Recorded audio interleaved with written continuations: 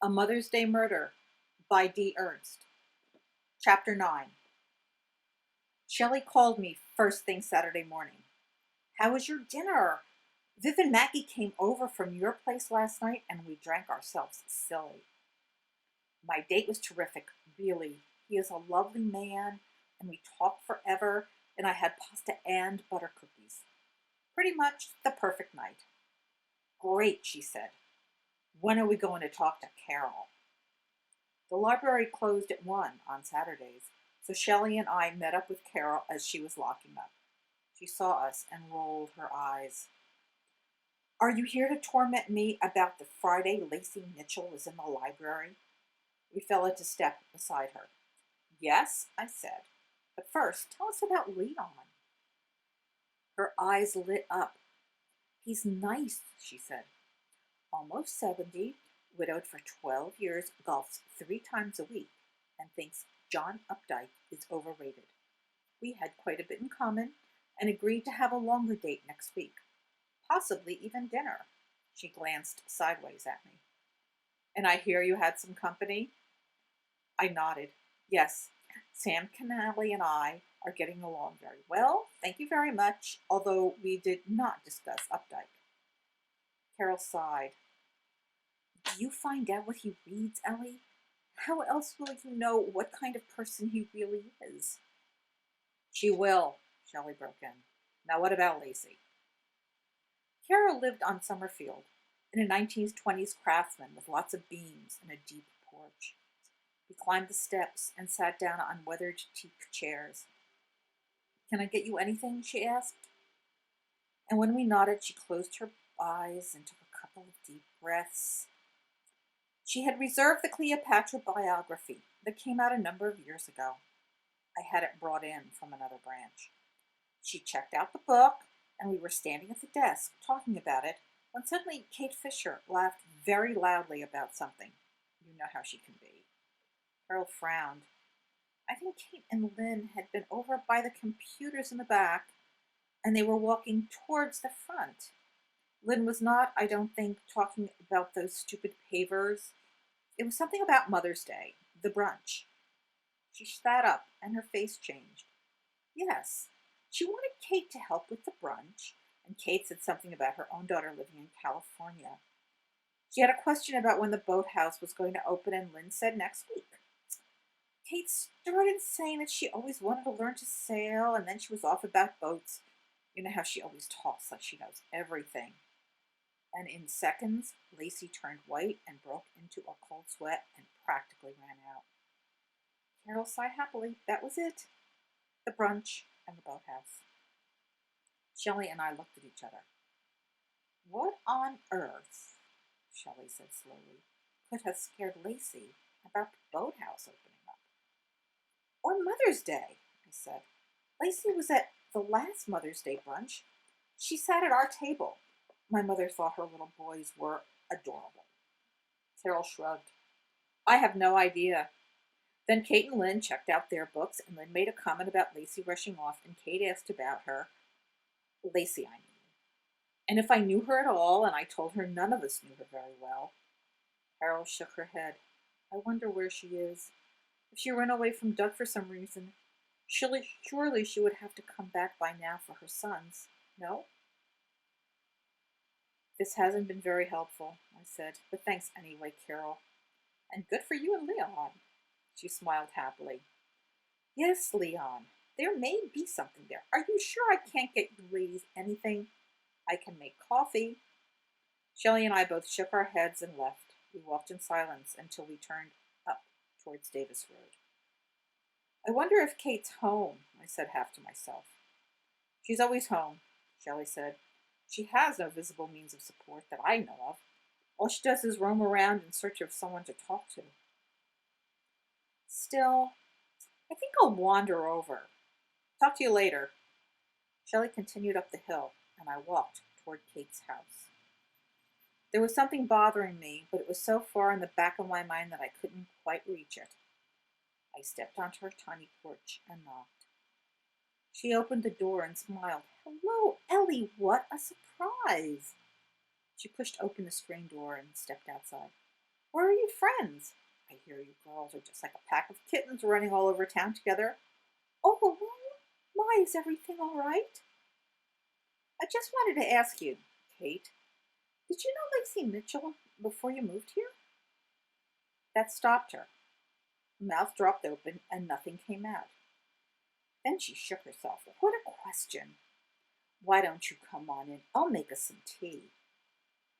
Her house was like a staged photo shoot. Lots of chintz and soft pastels, ferns, and small white candles everywhere. No family pictures, no shoes kicked to the corner, or magazines spread open on a side table. It looked just like the Mitchell house had looked. Then I remember something she had said. Kate, how did you know about the money?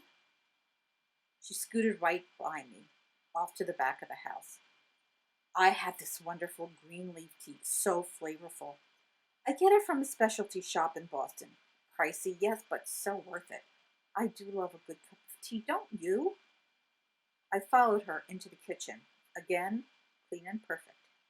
Even the towels, hanging on the hooks, were spotless. At the garden club meeting, Kate, remember? You said something about all that money not being able to bring the parents back. How did you know about the money? Because it should have been mine, dear. All mine.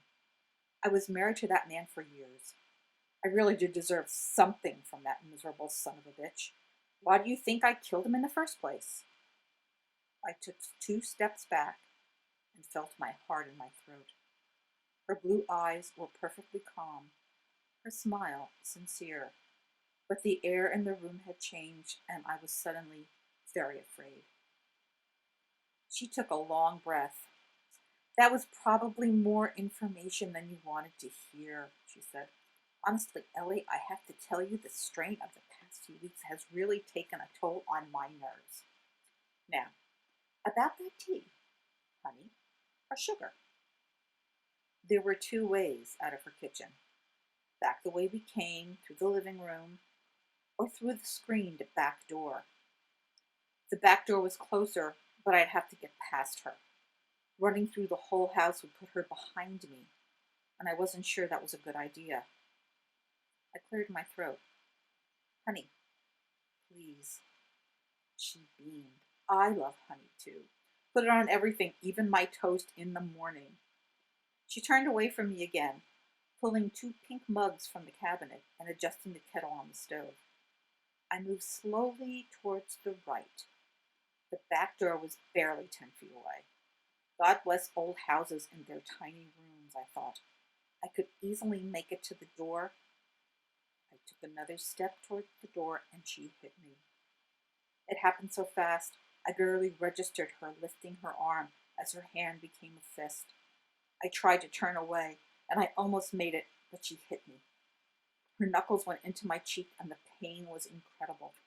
I staggered back, holding my hand to my face. I could feel blood running from my nose, and my eye began to swell. She shook her hands. Her knuckles were red. Oh dear, I'm going to have to put some ice on my hand. Will you look at that? I'll be sore for days. I was trying not to faint. I took a deep breath, counted to 3, then exhaled slowly. Again and again. She had hit me. Are you crazy? I blurted. What did you do that for? Her eyes narrowed and she rushed towards me, her face inches from mine. Don't call me that, she said very quietly. I'm not crazy. Then what do you call it? I hollered, stepping back from her as far as I could. Why else would you hit me? I watched as she carefully rearranged her face, stepped back from me, and smoothed the front of her dress with her hands. I'm sorry, Ellie. That was very wrong of me. But I can't let you leave. She smiled at me, a brittle, frightening smile. No, she wasn't going to let me leave. Error. I tried to think.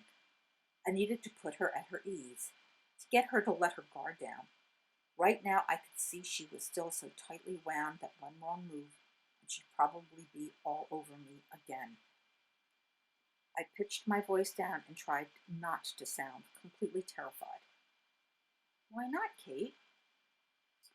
Well, the whole town is buzzing about you and that very attractive policeman. Ellie, you know how small towns are. By 10 this morning, we all knew exactly how long he stayed last night. No lights on upstairs while he was there. Good for you. Whoring around with a man you hardly know is hardly the way to conduct yourself. Not with two daughters. The kettle whistled, and she turned and poured the steaming water into the teapot, picked up the teapot carefully, and swirled it gently. I can't have you telling him about me, can I? I mean, that would lead to all sorts of questions, and frankly, I'm not in the mood for it right now. Let's give this a few minutes to steep, shall we? She pulled out her chair and sat down, looking up at me expectantly. Please, sit down, Ellie. And tell me, I hear your oldest daughter may be moving to France? I love France. Went there with Gerald years ago, when Lacey was in college. I must say, Paris was not very friendly to us. I hear things have changed. I hope so, for your daughter's sake. I glanced at the doorway again. She was sitting, so if I ran, I might make it. Or not. If she caught me a second time, what would she do to me? I felt sure she would use more than her fist. She would try to kill me. I wouldn't tell Sam anything, Kate. You can trust me. She tilted her head and looked very apologetic. Oh, Ellie, if only I could be sure, but people are terrible liars. Lacey promised me she'd give me all the money that Gerald left her, but she didn't. She said the boys' money was in a trust, but I didn't care. She promised me. I don't think she realized how serious I was, so I had to show her. Of course, I tried to get the boys, but I didn't know where Doug's sister lived, so I had to settle for Doug. She lifted the lid of her teapot and leaned over to inhale the steam. Oh, this smells lovely. Shall I pour? I felt sick to my stomach. The pain in my cheek was keeping me focused. I glanced at the table. There was nothing there I could use as a weapon. No carelessly placed paring knife or heavy iron doorstop. I smiled. I could not afford to panic. I needed to do something. But what? Oh, wait. I have these lovely scones I made yesterday. Do you bake? I'd love to. Cookies are my specialty. She got up and moved, coming around the table and behind me. I instinctively hunched my shoulders. What if something came down in front of my eyes and around my throat? I put my hands up, but it was too late. It was one of the cotton towels, tightening around my neck. I could hear her behind me and feel her hands twisting the fabric. It was impossible to scream. I reached out, hoping for anything to use against her, and my fingers found the teapot. I grabbed the spout with one hand and the handle with the other, and swung my arms up and back, and the teapot smashed into her face. I felt the steaming tea splash against my hair and neck. She screamed, and in that second she broke her grip, and I lunged away from her, knocking over the table in front of me and tearing at my throat as I ran screaming through her living room and right into Sam Canale's arms. Are you okay? He asked, his voice shaking.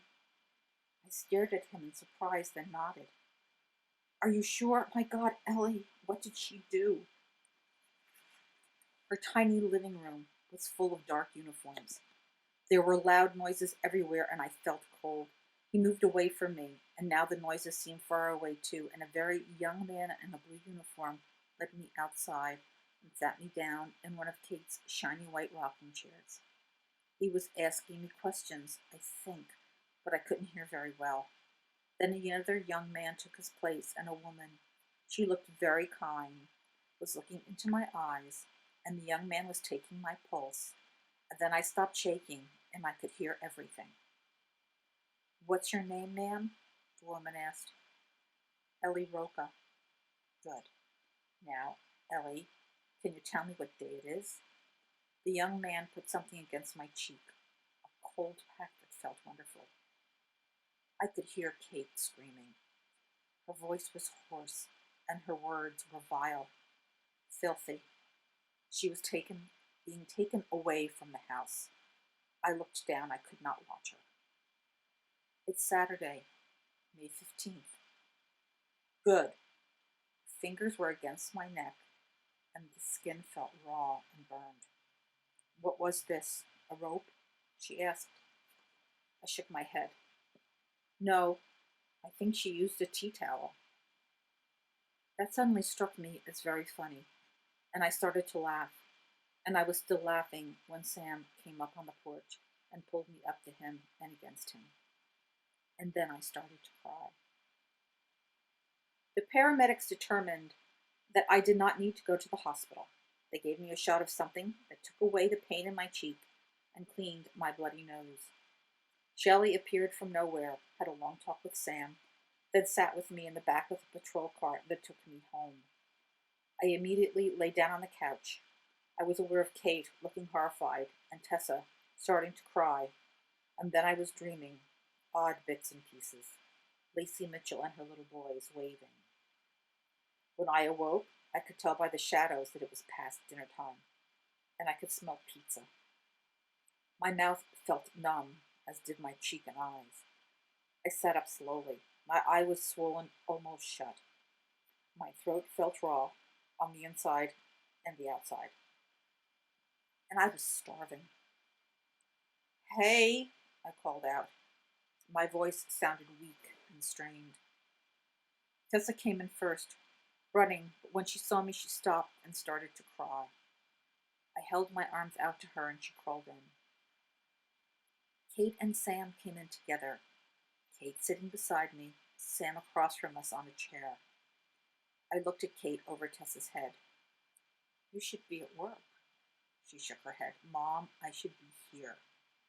No, go to work. Tessa can take care of me, and Sam. You need the tips. Paris is expensive, remember? Sam smiled. I told you, Kate. Go ahead, I can stay. She looked at me and her eyes filled with tears. Are you really going to be okay? I nodded. Yes, really. Go. She got up and went upstairs. Tessa was down to just sniffles, so we sat there for a few more minutes. I was looking over her head at Sam. Thank you. For what? You had everything under control by the time I got there. I shook my head. She would have come after me. She would have chased me up one side of Davis Road and down the other. Perhaps, but I'm sure one of your neighbors would have noticed and at least tried to stop her. She's Millicent? He nodded. She's crazy, he said. He shrugged. According to Lacey, she's also evil. Lacey? You found Lacey? She found us. She had been in a motel in Harrisburg, looking for a place for her family to relocate. When she heard about Doug, she drove back here. The plan was for him to try to keep things as normal for the boys as possible.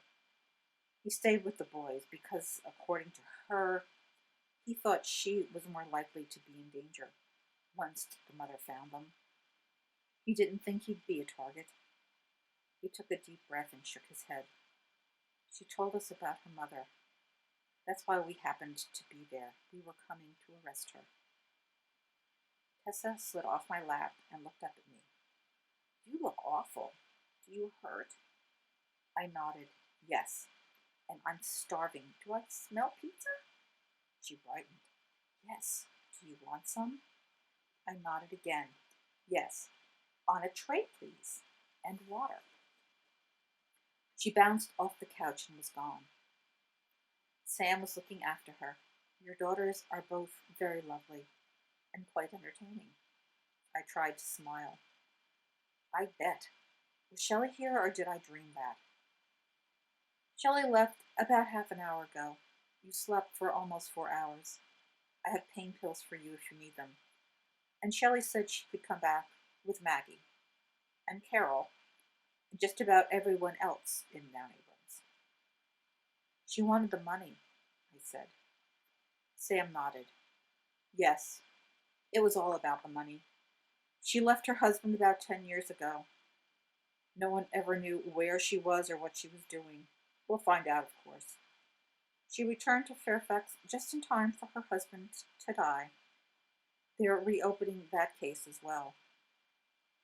She told me she killed him, I said. Killed him for the money. He looked thoughtful.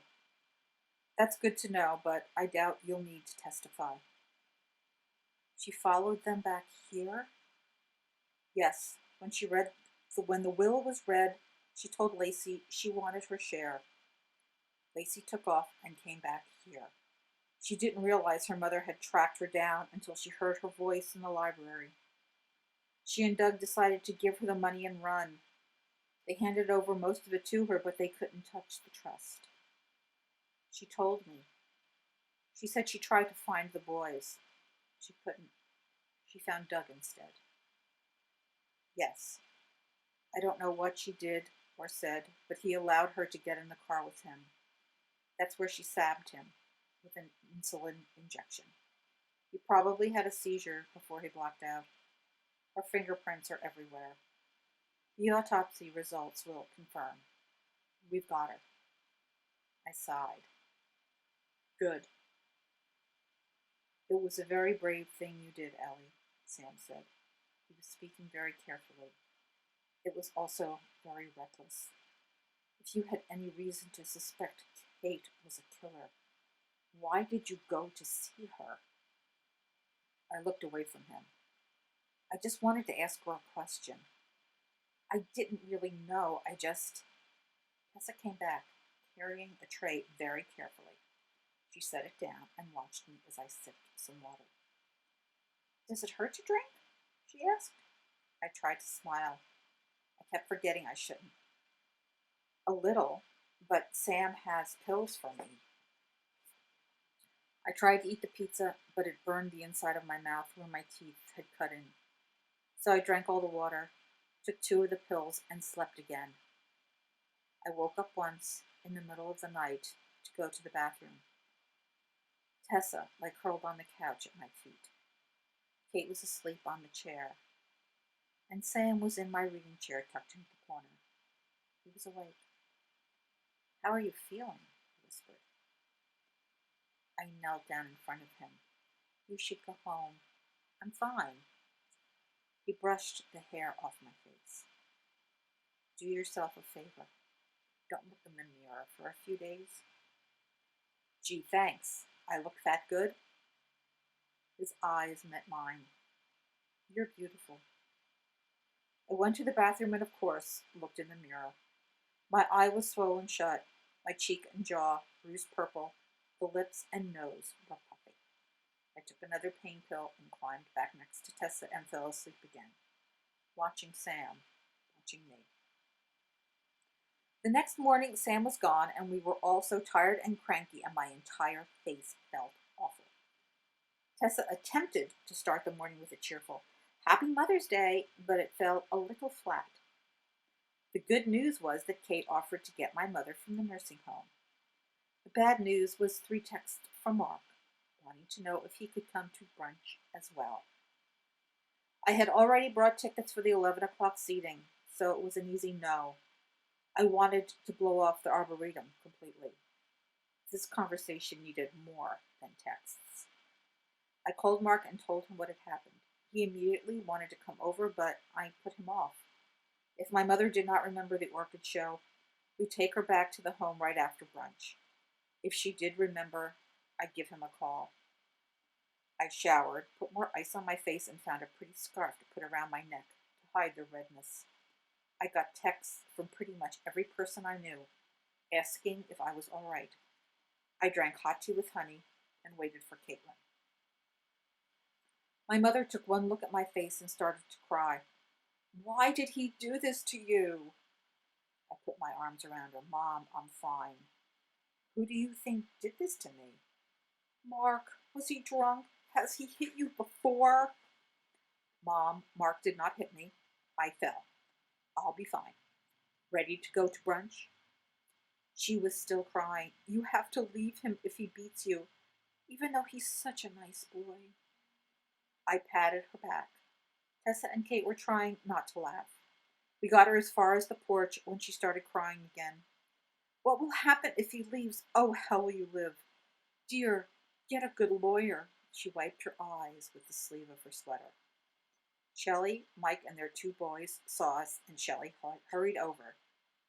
Ellie, what is it? She peered at my mother. Hi, Leona. Remember me? What's wrong? Mike was looking at my face closely. Wow, that crazy lady did a number on you, he said. I tried not to laugh because it hurt, but the situation was getting out of hand. My mother was telling Shelley about my abusive husband, Mark, and how getting a divorce would send me back out on the street. Mike and Shelley's kids wanted a closer look at my black eye, and Tessa was getting hungry. Mike managed to move us all, inches at a time, closer to the clubhouse, and my mother finally got distracted. Look, she said suddenly. There's a sign over the door. Mother's Day, how exciting! We sat with Shelley and Mike and had omelets and French toast, and I chewed all the bacon I could manage on the good side of my mouth.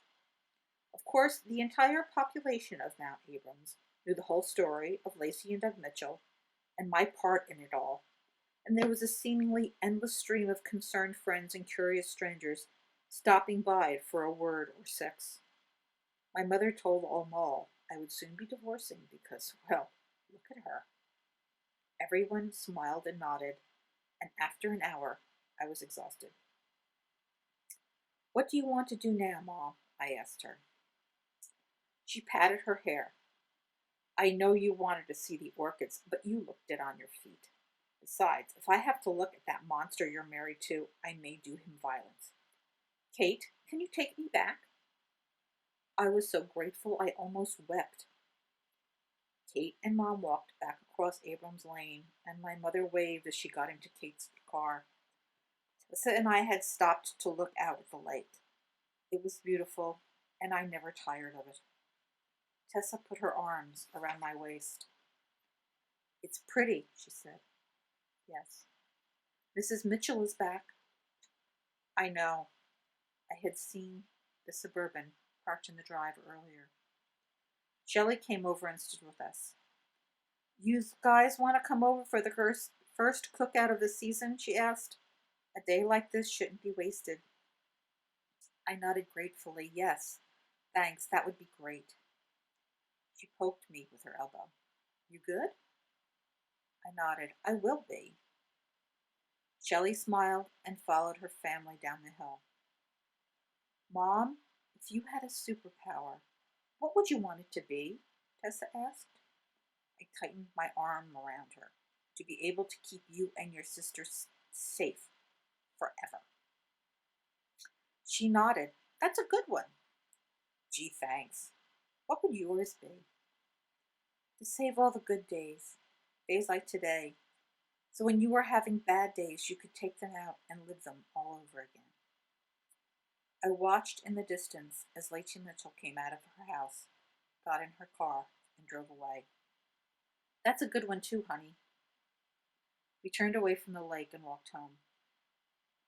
I called Mark again. I still love you too, I said quietly, but things are confusing right now. Your date? I nodded, then realized I was sitting on my porch, watching the sunset with the dog on my lap, and Mark probably hadn't heard me nod. I cleared my throat and said loudly, Yes, I like him. If he's the one causing the confusion, Mark began. But he's not. You are. Oh, he said quietly. Boot whined and snuggled in closer. I had managed without the painkillers all day, but knew I'd need them to sleep, and had taken the full dosage a few minutes earlier. I didn't think they'd go to work so quickly, but I felt a sudden heaviness, and my mind began to get fuzzy. Can we be friends? I asked. Always. Good.